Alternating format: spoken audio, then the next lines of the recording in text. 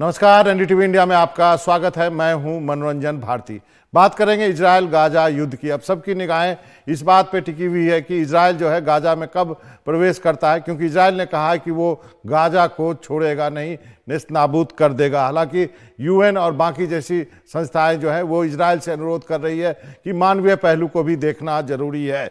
अब सबसे बड़ी बात यह है कि खौफ के साए में जो जिंदगी वहाँ के लोग जी रहे हैं उनके बारे में बात करना जरूरी है। तो सबसे पहले आपको बताते हैं कि किस तरह से लोग वहां पर रह रहे होंगे। करीब 22 लाख लोगों की बात करें तो गाजा जो है वो दुनिया की सबसे खुली जेल, ओपन जेल के रूप में उसको कहा जाता है कि ये दुनिया की सबसे खुली जेल है। वो किस लिए कहा जाता है? क्योंकि जो गाजा पट्टी का इलाका है वो उसकी यदि आप देखें, उसकी संरचना देखें, उसकी चौहद्दी देखें तो गाजा के दो तरफ इजराइल आता है। ये देख सकते हैं, दो तरफ इजराइल है और एक तरफ जो है इजिप्ट है और एक तरफ जो है समुंदर है। यानी गाजा के लोग केवल एक तरफ ही जा सकते हैं। 41 किलोमीटर लंबी और 12 किलोमीटर चौड़ी एक पट्टी है जहां पर कि इतने सारे लोग रहते हैं।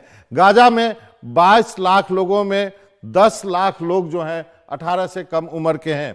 इनमें से 5 लाख जो है वो बच्चे हैं और बच्चों के जो है सेव द चाइल्ड फाउंडेशन के अनुसार इसमें से जो अधिक 5 लाख बच्चों में से आधे बच्चे जो हैं वो 5 लाख बच्चे डिप्रेशन के शिकार हैं। उनको अब बार बार आत्महत्या करने का विचार आता है। ये आंकड़े सेव द चिल्ड्रन फाउंडेशन की तरफ से हैं। 10 में से 6 लोगों को खाने पीने की वहां दिक्कत होती है। इसका मतलब गाजा में बाहर से भी खाना नहीं पहुंचाया गया तो लोग वहां पे भूखे मर जाएंगे। गाजा में आधे समय ही बिजली रहती है, यानी 24 घंटे में मुश्किल से 11 या 12 घंटे ही बिजली रहती है। अब तो वो बिजली भी खत्म हो गई है क्योंकि अब हॉस्पिटल में भी बिजली नहीं है, ऐसा जो है रिपोर्ट्स कह रही हैं। तो सब कुछ वहां पर गाजा में ठप है। उल्टे और जो है इजराइल ने कहा कि आप दक्षिण की तरफ जाइए, तो एक बहुत बड़ी संख्या में लोग जो है वहां से एक तरफ से दूसरी तरफ पलायन कर रहे हैं। नाकेबंदी की वजह से गाजा से वेस्ट बैंक में भी जाना काफी मुश्किल हो गया है। वेस्ट बैंक वो इलाका है जहां पर कि फिलिस्तीन जो है वो तादाद में है, लेकिन यहां से काफी दूर पड़ता है। दशकों पुराना है इजराइल और फिलिस्तीन विवाद। थोड़ा आपको इतिहास में ले जाते हैं। 1948 में गाजा जो था वो इजिप्ट का हिस्सा हुआ करता था। 1967 में 6 दिन की जो युद्ध चली अरब देशों के साथ इजराइल की, उसके बाद उस पर इजरायली कब्जा हो गया। लेकिन 1994 में ओस्लो एकॉर्ड होता है। ये सबसे महत्वपूर्ण है फिलिस्तीन और इजराइल के बीच जो विवाद है उसमें जो है फिलिस्तीन को गाजा दिया गया 1994 में।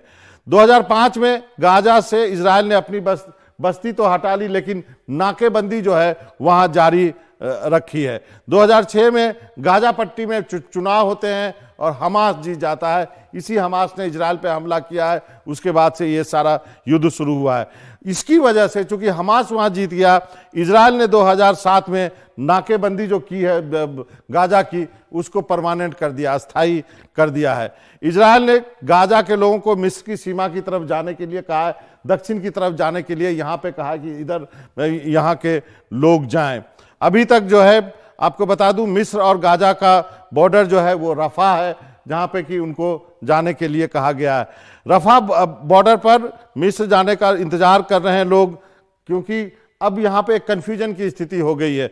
चूंकि गाजा पट्टी में कोई सबल नेतृत्व नहीं है तो लोगों को मालूम नहीं चल रहा है कि वो कैसे जाएं। वो पैदल में, गाड़ियों में, किसी तरह वहां से भाग रहे हैं। आम जनता काफी मुश्किल में है गाजा पट्टी के लोग। आखिर वो जाएं तो कहां जाएं?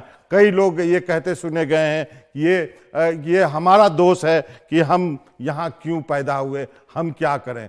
तो ये थी गाजा की कहानी, जो आने वाले दिनों में इसी तरह ये चलता रहा नाकेबंदी तो काफी भयावह हो सकती है।